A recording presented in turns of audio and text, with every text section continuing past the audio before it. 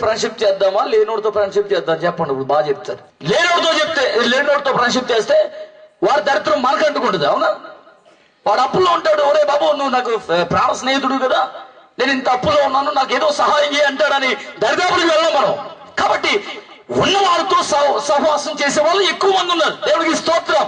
దుర్దశలో సహవాసం చేసేవాడు నిజమైన స్నేహితుడు అని దేవుడు వాక్యం చెప్తుంది కదా. అయితే మంచిది. మన దేవుడు ఉన్నవాడు. ఆయనలో ఏమున్నాయి?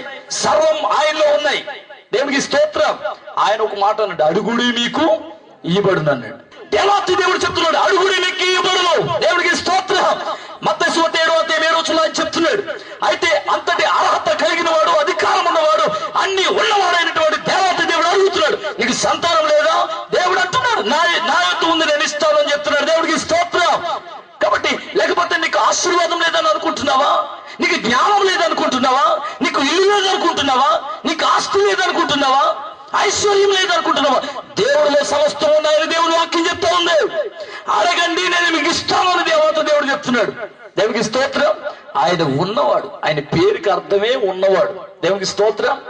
ఉన్నవాడు. ఈయన ఎక్కడుంటాడండి అని అంటే మహోన్నతమైన పరిశుద్ధ స్థలంలో ఉండేవాడు. అది పరలోక రాజ్యం. దేవునికి స్తోత్రం. హల్లెలూయా. మరి అక్కడ ఉంటే మనం ఏం చేద్దాం? ఆయన మానవులతో నివాసం ఉండాలని, జాగ్రత్త వినండి, మానవులతో నివాసం ఉండాలని ఆయన ఆ కాలంలో మేఘములోకి వచ్చి ప్రత్యక్షమవుతూ ఉండేవాడు, ప్రజలతో మాట్లాడుతూ ఉండేవాడు. ఇంకా మానవులకు సన్నిహితంగా ఉండాలని ఆశించి పర్వతం మీదకి వస్తూ ప్రజలతో, ఇశ్రాయేలుతో దేవుడు మాట్లాడుతూ ఉండేవాడు. మరలా ఇంకను ప్రజలతో సన్నిహితంగా ఉండాలని తండ్రి అయినటువంటి దేవుడు తన మహిమను తగ్గించుకుని మోషేని పిలిచి, అబ్బాయి మోషే నా ఎదుగు రా అన్నాడు. మోషే వచ్చాడు. నేను వారి మధ్య నివసించినట్లు వారు నాకు ఒక పరిశుద్ధ మందిరమును నిర్మించవాలని దేవాతి దేవుడు చెప్పాడు. హల్లెలూయా. అలాగే సార్ అని చెప్పాడు. ఎంతైతే కొలతలు ఇచ్చాడు అంత కొలతలు మోషే గారు ప్రత్యక్ష గుడారంగా ఏర్పాటు చేశాడు. దేవునికి స్తోత్రం. ప్రత్యక్ష గుడారం అంటే ఆశామాషి అయినటువంటి ఆలయం కాదు.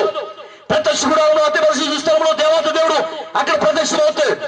పరిశుద్ధ స్థలంలో దైవ సేవకుడు ఉండాలి. ఆవరణములో మళ్ళాంటి ప్రజలు ఉండాలి. దేవుడికి స్తోత్రం. 3 భాగాలుగా విభజించబడినటువంటి ప్రత్యక్ష గుడారం. అయినా ప్రజల్లో ఉన్నటువంటి పాపాలను మాత్రం వదట్లేదని దేవాతి దేవుడు మళ్ళా నిశ్చయించుకుని ఏం చేశాడంటే తన ప్రియకుమారుని లోకానికి పంపించాడు. సశరీరునుగా ఈ లోకంలోనికి మానవ స్వరూపాన్ని దాల్చుకుని వచ్చేసాడు. అదే క్రిస్మస్. సఫలగుర్తు దేవుని మాయపడ్డాం. హల్లెలూయా. హల్లెలూయా. పాపానికి శాశ్వత పరిష్కారం లేదు అనుకునే సర్వ పాప పరిహారం రక్తప్రోక్షణ అవశ్యం. తద్రక్తం పరమాత్మైనా పుణ్యదాన బలియోగం. సర్వ మానవాళి పాపం పోవాలంటే పరిశుద్ధుడు రక్తం భూలోకంలో ఒలిగించాలి. ఎవరు పరిశుద్ధుడు? ఇప్పుడు మానవుడు పాపం, శాశ్వతంగా పాపం తీసివేయడం మానవుడికి అసాధ్యం. మానవుడు పాపాన్ని తీయలేడు. ఒక పాపి యొక్క పాపాన్ని తీసివేయడానికి అసాధ్యం. రక్త ప్రోక్షణం జరగాలి. ఎడ్ల యొక్కయో, గొర్రెల యొక్కయో, ఏమంటే మేకల యొక్కయో రక్తం వలన, కోడల యొక్కయో రక్తం వలన పాప విమోచన కలగదని వేదాలు సెలవిస్తూ ఉన్నాయి. పరిశుద్ధ గ్రంథమైన దేవుని వాక్యం సెలవిస్తూ ఉంది. దేవుడికి స్తోత్రం. అయితే మానవుడి కొరకు మానవుడే బలి అవ్వాలి. మానవుడు ఏ మానవుడై ఉండాలి? పాపి పాపానికి బలి అవ్వడానికి అవకాశం లేదు. దేవుడికి స్తోత్రం. మానవుడు దైవ మానవుడై ఉండాలి. పరమాత్మైన పుణ్యదాన బలియాగం. హల్లెలూయా. పరమాత్ముని రక్తం భూలోకంలో చిందించబడితేనే గాని పాప విమోచన కలగదు. అయితే యేసు క్రీస్తు ప్రభు వారిని దేవాతి దేవుడు తన కుమారుడైనటువంటి యేసయ్యను ఈ లోకానికి పంపించాడు. ఎప్పటికీ 2014 సంవత్సరాల క్రితం కన్యమరియ గర్భమందు కుమారునిగా జన్మించాడు. ఆ వార్తను తెలుసుకోవడానికి పరలోకమున దూతలు వచ్చి ఆ వార్తను బోధించినప్పుడు అనేక మంది గొర్రెల కాపరులు, అలాగే యెరూషలేము ప్రజలు, అలాగే జ్ఞానులు అనేక మంది వచ్చి యేసయ్యను ఆరాధించి పూజించి, ఈయన దేవుని కుమారుడు, లోక పాపములు మోసుకొని పోయే దేవుని గొర్రె పిల్ల, ఈయన ద్వారానే మనకు రక్షణ అని చెప్పి అనేక మంది సువార్త ప్రకటించారు. నెమ్మదిగా చెప్పబడుతూ దేవుని మహిమపడతాం. హల్లెలూయా. హల్లెలూయా. ఈయన రక్షించడానికి వచ్చాడు రక్షకుడుగా. ఈయన పేరుకి అర్థం ఏంటో తెలుసా? యేసు క్రీస్తు. యేసు అనే మాటకు అర్థం రక్షకుడు, క్రీస్తు అనే మాటకు అర్థం అభిషిక్తుడు. మనవులను రక్షించడానికి వ్యాధుల నుండి, బాధల నుండి, సమస్యల నుండి, ఇరుకుల నుండి, ఇబ్బందుల నుండి, అసమాధానం నుండి, పాపం నుండి, శాపం నుండి, సాతాన కబంధ హస్తాల్లో నుండి, నరకము నుండి రక్షించడానికి దేవుని చేత అభిషేకం పొందుకుని క్రీస్తుగా ఈ లోకానికి అవతరి అవతరించాడు యేసు ప్రభు వారు. దేవునికి స్తోత్రం. హల్లెలూయా, హల్లెలూయా. యేసు క్రీస్తుకి లోకానికి వచ్చాడు. అదే క్రిస్మస్. క్రైస్ట్మాస్ అంటే క్రీస్తుని ఆరాధించుట. దేవునికి స్తోత్రం. ఈ రాత్రి మనం ఎందుకు వచ్చామండి అంటే నూతన సంవత్సరం దేవుడు మన జీవితంలో ఇచ్చాడు. అందుకనే దేవుణ్ణి సంతోషిస్తూ ఈ స్థలంలో ఆరాధించడానికి మనం వచ్చాం. దేవునికి స్తోత్రం. హల్లెలూయా, హల్లెలూయా. కాబట్టి చూడండి, సశరీరుడుగా మన మధ్యకి సంచరించాడు, మన మధ్యలోకి వచ్చాడు.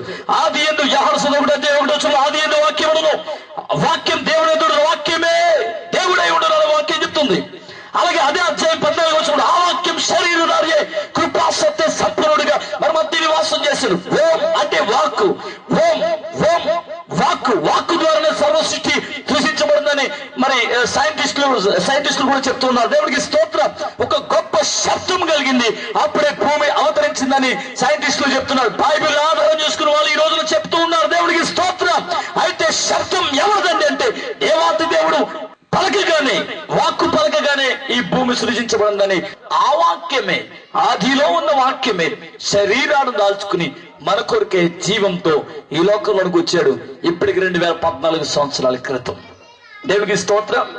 హల్లెలూయా. ఆ యేసు ప్రభు వారి లోకంలో జన్మించడం ఎంతో సంతోషం. అప్పుడు దూతలు వచ్చి ఒక పాట పాడాయి. పాటలు చాలా రకాలుగా పాడతారు. విమోచన గీతాలని, రక్షణ గీతాలని చాలా ఉన్నాయి కదా గీతాలు. హల్లెలూయా. ఆరాధన గీతాలని, స్తుతి కీర్తనలని ఎన్నో ఉన్నాయి. ఏమంటే తంబురు చేత పట్టుకున్న మిరియాము విమోచించినందుకే దేవుణ్ణి మహిమపరిచింది. హల్లెలూయా, హల్లెలూయా. అర్థమవుతుంది కదా. పౌలుశీలు కట్టి బంధించి చెరసాలలో పడేసినప్పుడు వాళ్ళు పాటలతో దేవుని మహిమపరుస్తున్నారు అర్ధరాత్రి వేళ. హల్లెలూయా. వాళ్ళు ఏడవాలి, కానీ ఏడవకుండా వాళ్ళు పాటలు పాడుతున్నారు. పాటలు పాడుతుంటే అందరూ చూస్తుండగానే, ఖైదీలు చూస్తుండగానే చెరసాల పునాదులు బద్దలైనవి, వాళ్ళకున్నటువంటి బండులు తెగిపోయినాయి. వెంటనే వాళ్ళు బయటకు వచ్చేసారు. దేవుడికి స్తోత్రం. దేవుడి తండ్రి గ్రంథంలో మనం చదువుతుంది, అపొస్తలుల 16వ ఆ విషయం కనబడుతుంది.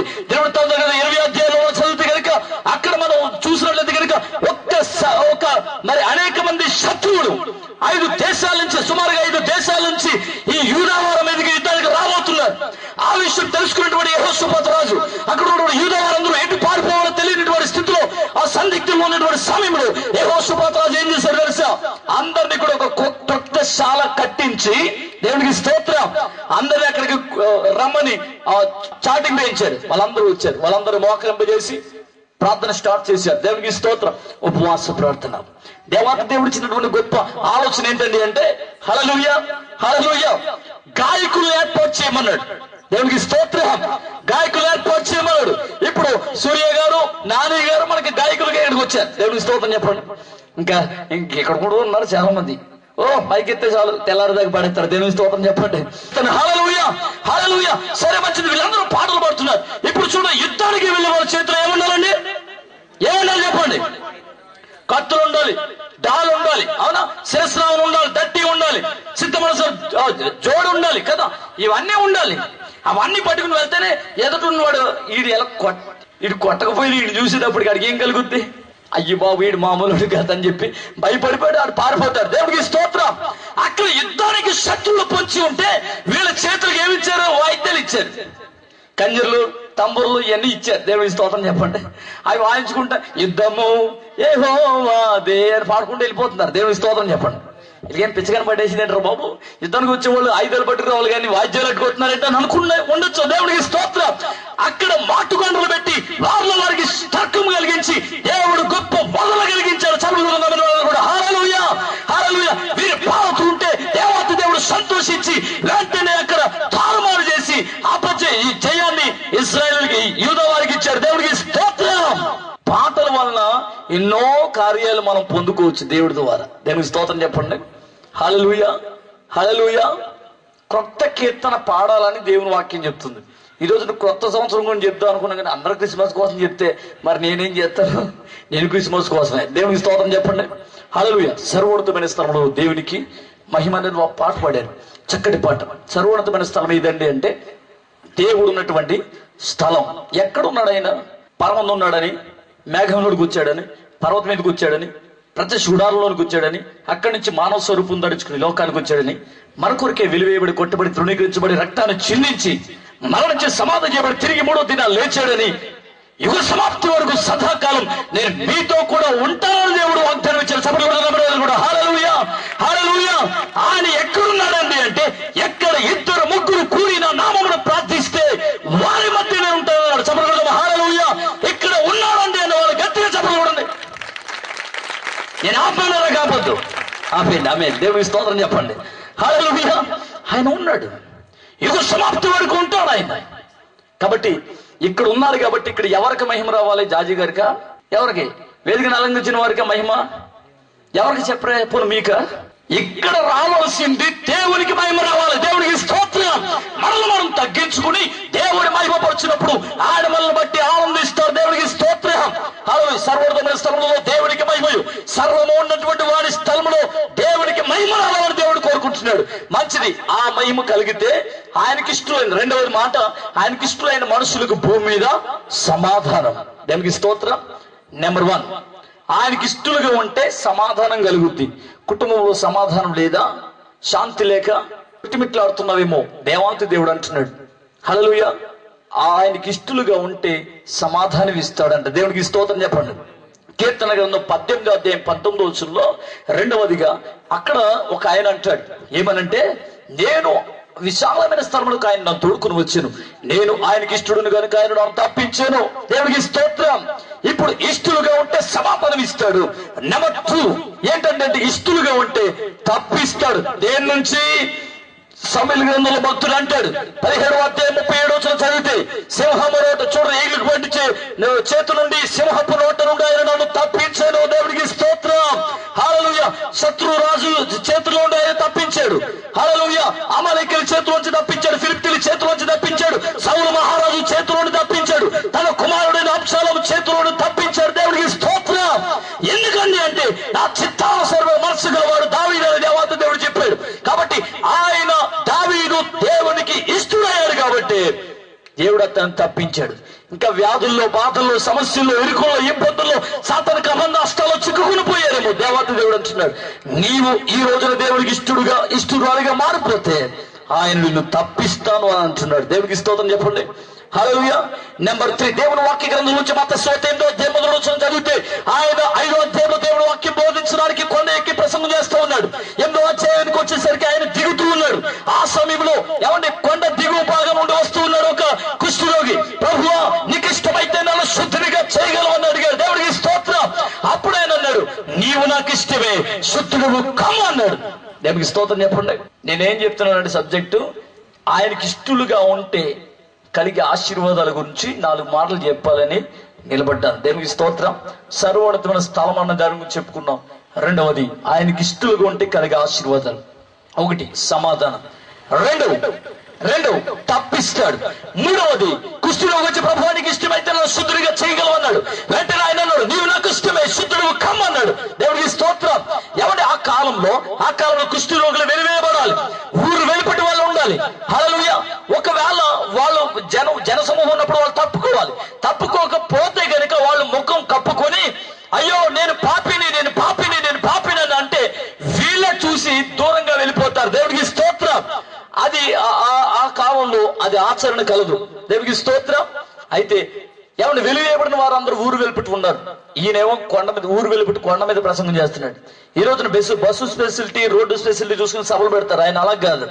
వెలువేయబడినటువంటి వారు అనేక మందికి రక్షణ కోరికే ఆయన ఊరు వెలుపెట్టి మీటింగ్ పెట్టాడు. దేవునికి స్తోత్రం. అందరూ వెళ్ళారు కానీ అక్కడ వెలువేయబడిన వారికి స్థానం లేదు. అందరూ వెలివేశారు కుష్ఠరోగుల్ని. అయితే అనుకుంటున్నాడు, అందరికీ నేను అసహ్యుణ్ణి, యేసు అసహ్యున్నా కాదా తెలుసుకుందాం. కొట్టారు, రాళ్లతో కొట్టి చంపారు, కానీ నేను ఆయనకి ఇస్తున్నా కాదా ఆయన అడిగి తీసుకోవాలి అని అనుకున్నాడు. వచ్చేసాడు నమ్మకంతో, విశ్వాసంతో యేసు పాదాల దగ్గర పడి, ప్రభువా నీకు ఇష్టమైతే నన్ను శుద్ధుడిగా చేయగలవు అని యేసయ్య అన్నాడు. దేవుడికి స్తోత్రం. ఇంకా ఇళ్లలో ఉన్న వాళ్ళు చాలా మంది ఉన్నారు. ఇంకా ఈ సభకు రాకుండా ఉన్న వాళ్ళు చాలా మంది ఉన్నారు. రాకుండా ఎన్ని దినాలు ఇంట్లోనే ఉంటావు, రాకుండా ఎన్ని దినాలు పాపంలోనే ఉంటావు, రాకుండా ఎన్ని దినాలు ఇంకా లోకంలో జీవిస్తూ ఉంటావు. దేవుని ఎదుగు రా, అప్పుడు ఆయన మీ ఎదుగు వచ్చిన దేవుడు వాక్యం చెప్తుంది. హల్లెలూయా. ఎప్పుడైతే కుష్ఠరోగి యేసు పాదాల దగ్గర పడి, ప్రభువా నీకు ఇష్టమైతే నన్ను శుద్ధుడిగా చేయగలవన్న వెంటనే, నీవు నాకు ఇష్టమే, శుద్ధుడు కమ్మన్నాడు. వెంటనే వాడు బాగైపోయాడు. దేవునికి స్తోత్రం.